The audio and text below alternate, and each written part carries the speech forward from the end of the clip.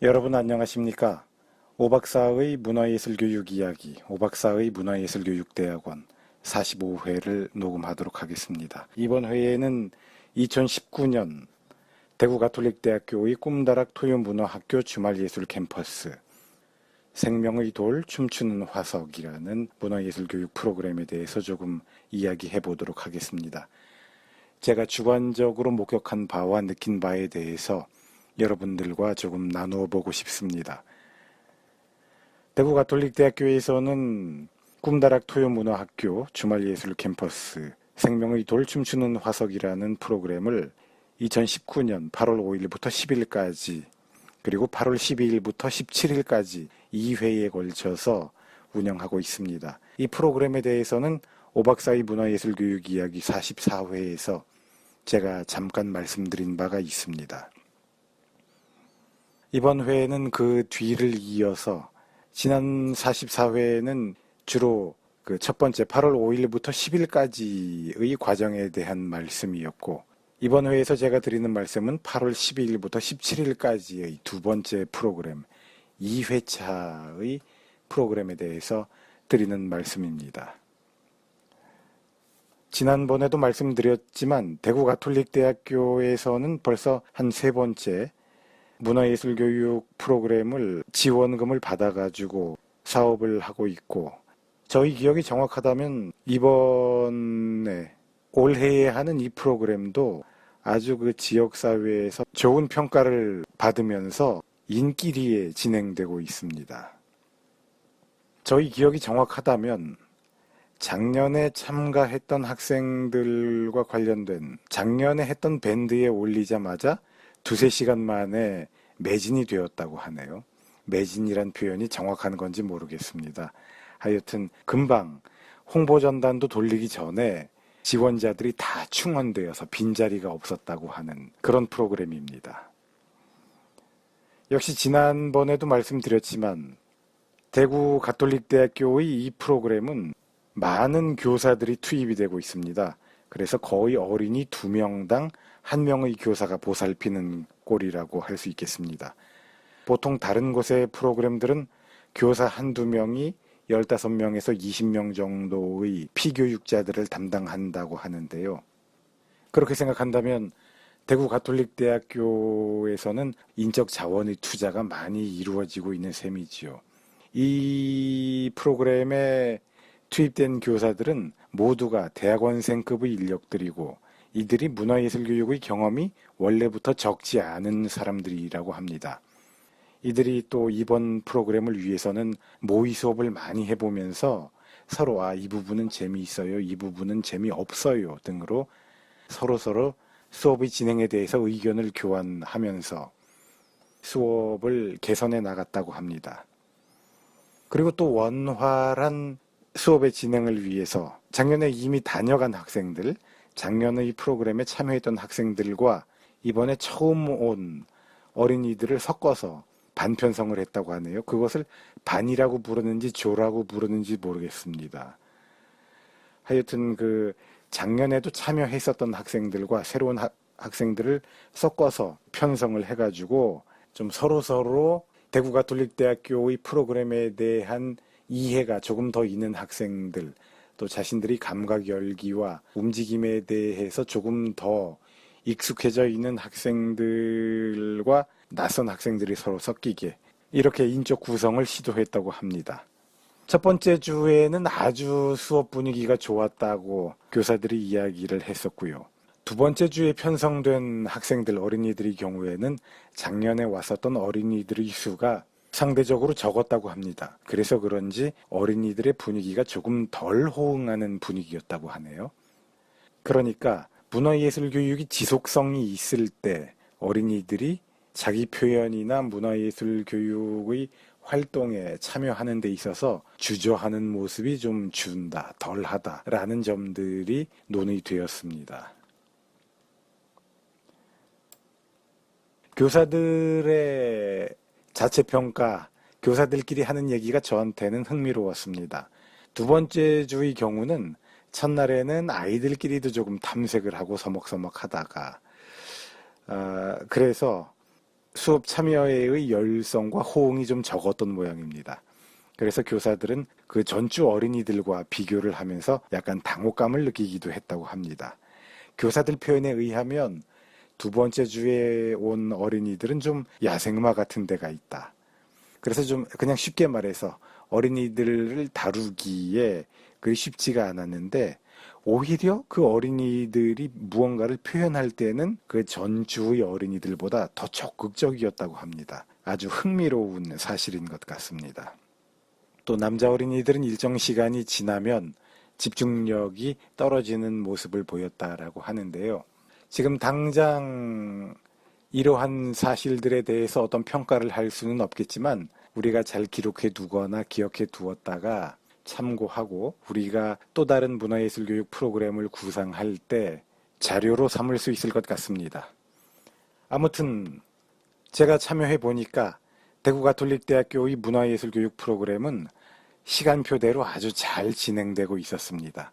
어떠한 행사가 계획된 시간대로 진행된다는 것이 그리 흔한 일이 아니죠.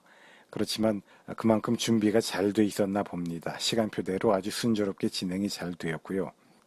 또 주로 이론 연구를 하는 저에게는 아주 새롭게 다가왔던 경험이 있었습니다. 뭐냐 하면요. 매일 어린이들에게 이제 간식을 주고 간식을 먹는 시간이 있는데 어느 날은 햄버거 간식을 먹는 날이 있었습니다. 그때 어느 어린이는 마요네즈 알레르기가 있어서 그 어린이는 햄버거 간식을 못 먹고 다른 간식을 먹었습니다. 그것은 미처 예상하지 못했던 일이었죠. 그래서 그 프로그램을 이끄는 교사들끼리 어떤 논의가 또 되었는데요. 어떤 어린이들 같은 경우에는 우유 알레르기가 있다. 이러한 이야기가 나오기도 했고 또 그래서 롯데리아 같은 데서 주문할 때는 마요네즈를 빼달라고 하면 햄버거에서 마요네즈를 뺄 수 있다 등등의 이제 관련된 여러 가지 이야기가 교사들 사이에서 나오면서 참고가 되었습니다.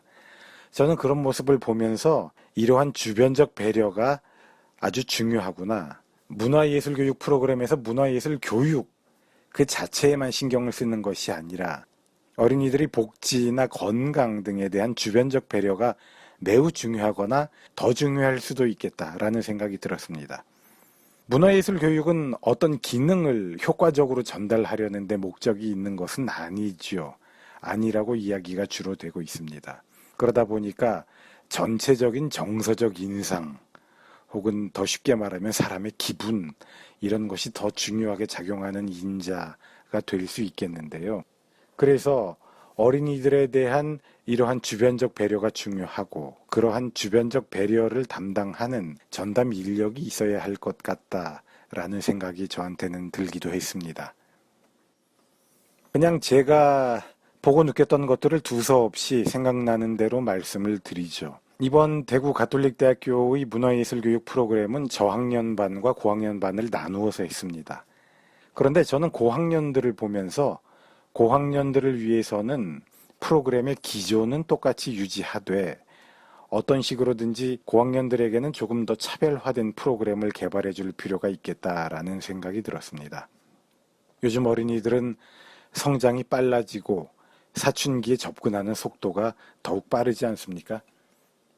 그래서 똑같은 프로그램을 그들에게 적용해도 되지만 프로그램의 본질은 똑같되 소위 디테일에 있어서는 약간씩 다르게 무언가 색다른 카드를 그들에게 마련해 줄 필요가 있겠다. 그래야 그들의 집중력을 계속 유지할 수가 있겠다라는 생각이 들었습니다. 그러나 막연히 이런 생각이 들었을 뿐이지 제가 무슨 구체적인 어떤 대안이 생각나지는 않았습니다. 앞으로 우리가 더 연구해야 할 바겠죠. 그 다음에 또 한 가지 제게 들었던 생각은 이런 것이 있었습니다. 아주 구체적인 것인데요. 어린이들이 어떤 활동을 할 때 자기들끼리 무언가를 할 때 배경에 음악을 깔아주는 것이 중요한 것 같았습니다. 대구 가톨릭대학교 같은 경우에는 좋은 음질의 음악이 나올 수 있도록 할 수 있었죠. 그런 설비가 다 돼 있으니까요.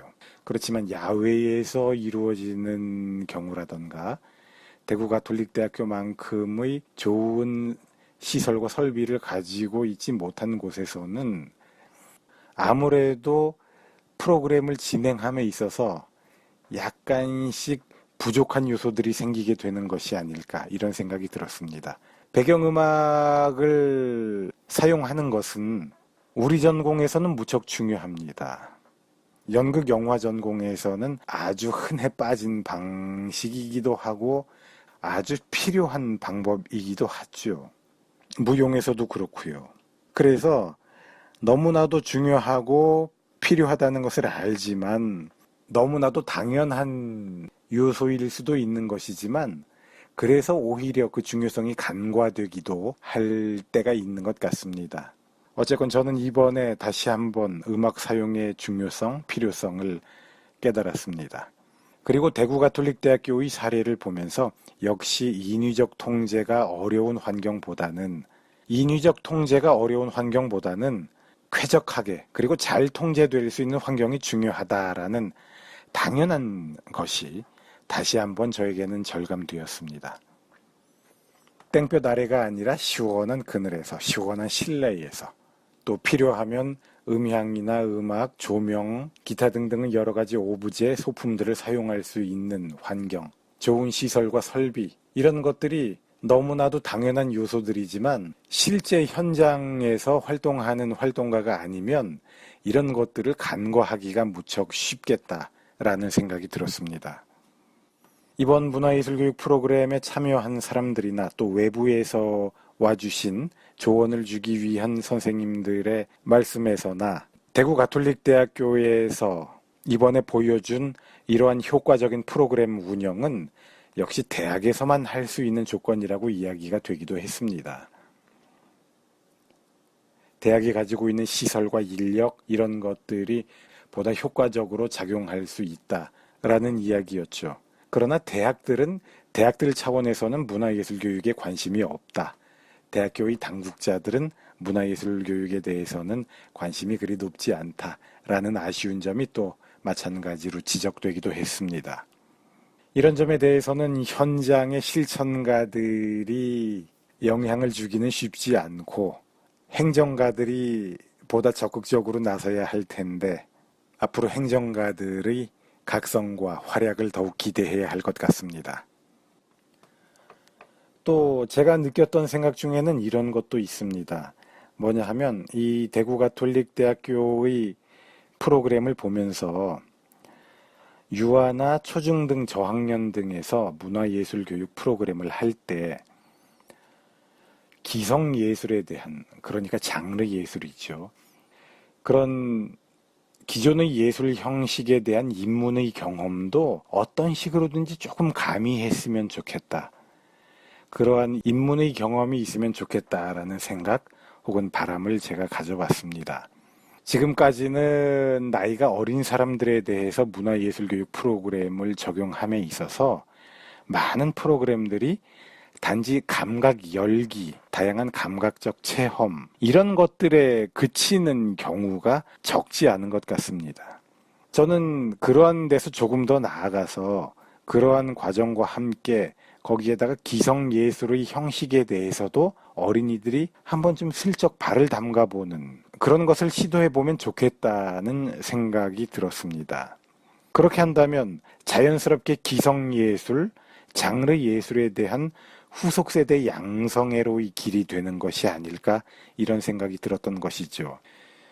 대구가톨릭대학교의 프로그램을 예로 든다면 이번 프로그램은 어린이들이 어떻게 자연스럽게 움직임을 상상하고 놀이를 통해서 자연스럽게 움직이고 또 우리 자연이 움직이는 모습들을 인지하고 인식하고 할 것인가 그러한 것들에 대한 노력을 많이 했습니다. 그래서 어린이들이 몸을 움직인다는 것에 대해서 또 춤을 춘다는 것에 대해서 많이 친근해지는 경험을 가지게 되었죠. 자연스럽게 자기 몸이 움직이게 되는 것에 대한 흥미 자극은 이루어졌습니다. 자기 몸이 움직이게 되기 위해서 어떠한 작용이 자연스럽게 일어나는지 그러한 감각적 개방에 대한 시도는 많이 이루어졌는데 그것들이 너무 자연적인 상태, 자연스러운 상태에만 국한되어 있었고 모두 무용 전공자들이 교사인 현실 속에서도 어떤 기성 예술 장르에 대한 입문이 되는 계기랄까? 어떤 흉내내기, 발담그기, 무슨 표현이라도 좋습니다. 그러한 것은 사실상 없는 듯 보였습니다. 그래서 그러한 자연스러운 어린이들의 몸 움직임이 있으면서도 그러한 가운데 어떤 한국 고전 무용의 형식을 잠깐 무어라도 첨가해서 따라해 본다던가, 발레나 또 다른 어떤 형식화되어 있는 무용 형식의 일단면 한 개의 요소라도 조금 어린이들에게 시도해 보기를 유도한다던가 이런 게 있으면 좋지 않겠나라는 생각을 저는 개인적으로 가져봤습니다. 우리 문화예술교육에서는 더더군다나 그 의미가 모호한 통합예술교육에서는, 예술통합에서는, 융합예술교육에서는 특정 장르적인 요소가 드러나는 것을 좋아하지 않죠. 그것을 되도록 회피하려고 하는데 그것만이 능사는 아닐 것 같다라는 생각을 저는 가져봅니다. 그리고 저희 전공이 그래서 그런지는 모르겠지만 무대 예술에서 기본적으로 요구되는 긴장과 이완, 관찰 등의 요소를 좀 첨가하면 좋겠다 이런 생각이 들었습니다. 사실 긴장과 이완, 관찰 이런 개념은 스타니슬라브스키 시스템에서 주로 이야기되는 것인데 모든 무대 예술에서 보편적으로 활용 가능한 것이죠. 응용해야 될 요소입니다. 그러한 요소들이 어린이들의 건강이나 감수성의 측면에서도 응용될 수 있도록 어린이들을 위한 문화예술 교육 프로그램에도 좀 응용되거나 활용되면 좋겠다라는 생각이 들었습니다. 이번 대구가톨릭대학교의 문화예술교육 프로그램은 무용인들이 중심이 되는 문화예술교육 프로그램이었기 때문에 움직임이 위주가 되었습니다. 그런데 무용인들이 생각하는 움직임의 동기나 충동이 연극 전공인 제가 생각하게 되는 움직임, 즉 행동의 동기나 충동과는 다른 점이 있어서 저희 입장에서는 조금 보완하고 싶은 생각이 들기도 했습니다. 이 점에 대해서는 조금 더 연구가 이루어지면 좋을 것 같다라는 생각이 듭니다. 또 아까 조언을 해주러 외부 인사도 오셨었다라는 말씀을 드렸었죠. 그분의 조언 중에는 문화예술교육이 형식화, 포맷화되면 다른 교육과 똑같아진다. 그래서 문화예술교육은 새로운 것들을 계속 시도할 필요가 있다. 어떤 정형화된 모습을 띠게 되지 않도록 주의할 필요가 있다라는 말씀도 있었습니다. 좋은 말씀인 것 같습니다. 그리고 또 한 가지 그분이 지적하신 것 중에는 대구가톨릭대학교의 프로그램 같은 경우는 너무 많은 것을 시도하려는 모습이 있었으므로 오히려 조금 헐거워지려 하면, 여유 있게 하려 하면 어떨까 하는 점도 좀 말씀을 해주셨는데요. 듣고 보니까 준비하는 측에서는 되도록 프로그램을 내실 있고 짜임새 있게 하려다 보니까 아주 많은 것들을 제한된 시간 내에 집어넣으려고 노력하게 되는 경우도 있었던 것 같습니다. 이것은 이 프로그램을 직접 기획하고 운영하는 사람들의 입장에서는 객관화시켜서 볼 수가 없는 문제이기도 하죠. 이렇게 외부의 인사들이 지적하고 조언해 주는 것이 많은 도움이 될 것 같습니다. 또 한 가지 생각나는 것이 있습니다. 이번에 이 대구가톨릭대학교의 문화예술교육 프로그램을 운영하는 사람들끼리의 내부 논의에서는 어떠한 이야기도 나왔었냐 하면 작년에 이 프로그램에 참가했었던 어린이들이 올해 만났을 때 또 새롭게 변화한 모습을 보이더라. 어린이들이 그만큼 문화예술교육의 세례를 받고서 문화예술교육적으로 성장한 모습이 있다라는 이야기가 있었고요. 그것과 함께 교사들도 성장했다라는 이야기가 나왔습니다. 교사들이 성장하는 모습도 함께 지적이 된 것이지요. 저는 교사들의 성장과 관련해서는 과정의 아름다움이라는 개념이 떠올랐습니다. 문화예술 교육에 대해서도 주로 피교육자들에게 나타나는 결과만을 바라보게 되고 생각하게 되는 경향이 있습니다. 그런데 교사들의 준비 과정도 우리가 잊지 말아야 할 중요한 측면인 것 같습니다. 과정의 아름다움이 있어야 한다는 것이지요. 아무리 피교육자들에게 좋은 결과가 나타난다고 해도 그 좋은 결과를 산출해내기 위해서 교사들이 준비하는 과정, 그 모든 준비 과정들이 아름답지 못하다면 그 준비 과정에서 누구는 상처받고 불미스러운 모습들이 부산물로서 산출되게 된다면 그것은 문화예술 교육의 의미와 효과가 반감하는 일이 될 것입니다. 문화예술 교육의 경우에는 교사들의 예술도 성장하고 그들의 삶도 아름다워지는 과정이 되는 것 같습니다. 혹은 되어야 할 것 같습니다. 혹은 될 수밖에 없을 것 같습니다. 이러한 점에 대해서는 외부에서 와주신 선생님도 좋은 말씀을 해주신 것 같습니다. 준비하는 것도 일이고 정리하는 것도 일인데 선생님들이 수고가 많으셨다. 이런 말씀을 해주신 것 같거든요. 역시 겉으로만 보이는 것, 결과적으로 보이는 것 말고 그 이면에 있는, 그 이전에 있는 보이지 않는 것들, 그 과정들에 대한 역량이 충분히 있어야 할 것이겠고 그 과정에 대해서 접근하는 마음도 역시 아름다워야 하겠다. 그 과정의 실천도 아름다워야 하겠다라는 것을 저는 다시 한번 생각하게 되었습니다. 이렇게 과정에 대한 역량을 갖추고 있는가도 우리가 문화예술교육 프로그램을 기획하고 진행하는 데 있어서 아주 중요한 것 같습니다. 과정이 잘 준비되어야 한다. 사실 과정의 아름다움이라는 것은 제가 연극을 하면서 공연 예술 작업을 할 때마다 언제나 제가 생각하고 언제나 원칙적으로 가지고 있는 개념이고 실천하려고 노력을 기울이고 있습니다. 아름다운 예술품을 만들어낸다고 입으로는 이야기를 하면서도 또 결과적으로는 그럴듯한 산출물이 관객의 눈에 보이기는 하는데 그 과정이 결코 아름답지 않은 경우를 저는 적지 않게 봤습니다.